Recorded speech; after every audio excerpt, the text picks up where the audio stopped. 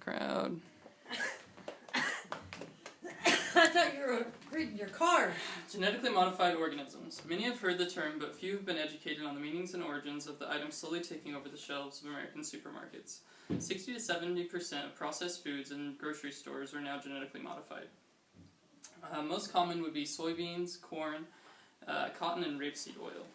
A recent study found that only 52% of Americans knew that genetically modified organisms were in grocery stores, and only 26% believed that they had ever actually eaten genetically modified foods.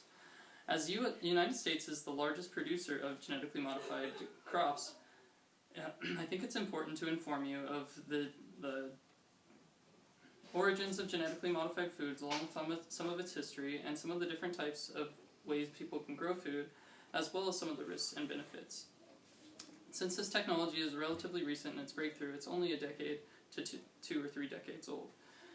Some of the different growing methods include genetically modified, which tend to use less pesticides, as the pesticides, or the strain of seed itself, is actually pesticide resistant.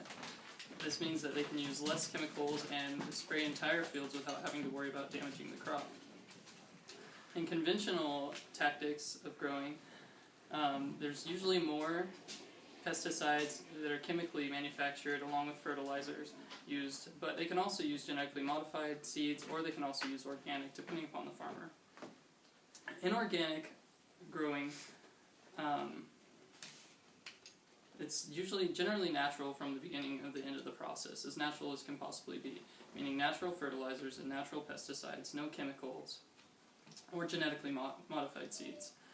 After touching on the origin and history of genetically modified products and different farming methods, I will take a moment to highlight the effects of genetically modified production on environment, health, and the economy. Advocates say that genetically modified foods allow farmers to produce more with fewer chemicals, meaning a cleaner environment and cheaper groceries for us all. But the question remains, what impact did genetically modified foods have on our own health? With almost anything in life, especially those things that seem to make things easier or more convenient, there are risks and benefits.